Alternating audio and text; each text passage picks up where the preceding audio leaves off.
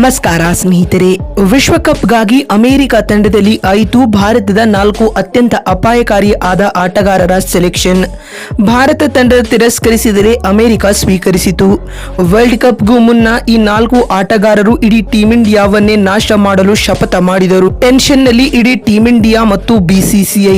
ಹಾಗಾದರೆ ಸುದ್ದಿಯ ಸಂಪೂರ್ಣ ಮಾಹಿತಿ ಏನು ಎಂಬುದನ್ನ ಇವತ್ತಿನ ಈ ಒಂದು ವಿಡಿಯೋದಲ್ಲಿ ತಿಳಿಸ್ಕೊಡ್ತಾ ಹೋಗ್ತೀನಿ. ಹೀಗಾಗಿ ದಯವಿಟ್ಟು ಈ ವಿಡಿಯೋವನ್ನ ಕೊನೆವರೆಗೂ ನೋಡಿ. ಆದರೆ ಅದಕ್ಕಿಂತಲೂ ಮುನ್ನ ನೀವು ಕೂಡ ಟೀಮ್ ಇಂಡಿಯಾದ ಅಭಿಮಾನಿಗಳಾಗಿ ಈ ವಿಡಿಯೋವನ್ನ ನೋಡುತ್ತಿದ್ದರೆ ತಪ್ಪದೆ ಈ ಕೂಡಲೇ ಈ ವಿಡಿಯೋಗೊಂದು ಲೈಕ್ ಮಾಡಿ. ಅದೇ ರೀತಿ ಭಾರತೀಯ ಕ್ರಿಕೆಟ್ ತಂಡದಲ್ಲಿ ನಿಮ್ಮ ನೆಚ್ಚಿನ ಆಟಗಾರ ಯಾರು ಎನ್ನುವುದನ್ನ ಕಾಮೆಂಟ್ ಮಾಡುವ ಮೂಲಕ ತಪ್ಪದೆ ತಿಳಿಸಿ.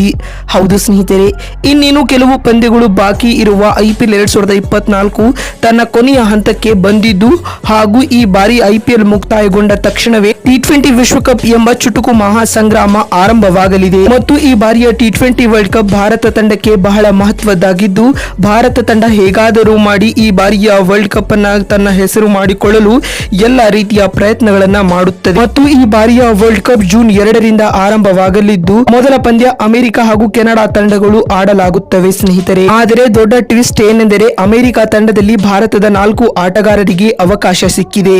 ಇದರಿಂದ ಟೀಮ್ ಇಂಡಿಯಾಗೆ ದೊಡ್ಡ ಹೊಡೆತವು ಬೀಳಬಹುದು.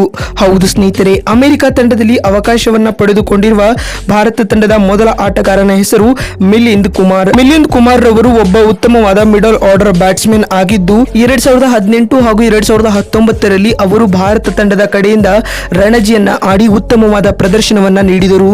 ಇದೀಗ ಅದೇ ಮಿಲಿಂದ್ ಕುಮಾರ್ ರವರು ಇದೀಗ ಅಮೆರಿಕ ತಂಡದಲ್ಲಿ ಅವಕಾಶ ಪಡೆದುಕೊಂಡಿದ್ದಾರೆ. ಮತ್ತು ಎರಡನೇ ಆಟಗಾರನ ಹೆಸರು ಮೊನಾಂಕ್ ಪಟೇಲ್.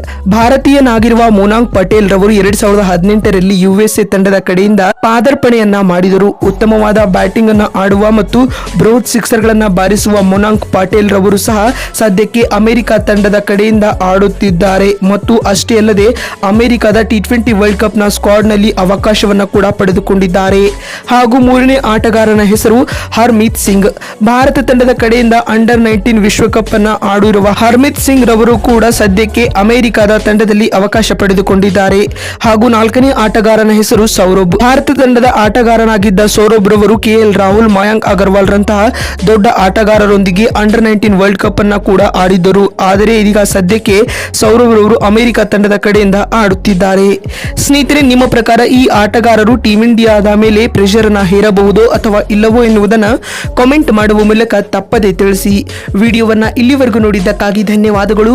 ಮತ್ತೊಂದು ವಿಡಿಯೋದಲ್ಲಿ ಸಿಗ್ತೀನಿ. ಅಲ್ಲಿವರೆಗೂ ನಮಸ್ಕಾರ, ಧನ್ಯವಾದಗಳು ಸ್ನೇಹಿತರೆ.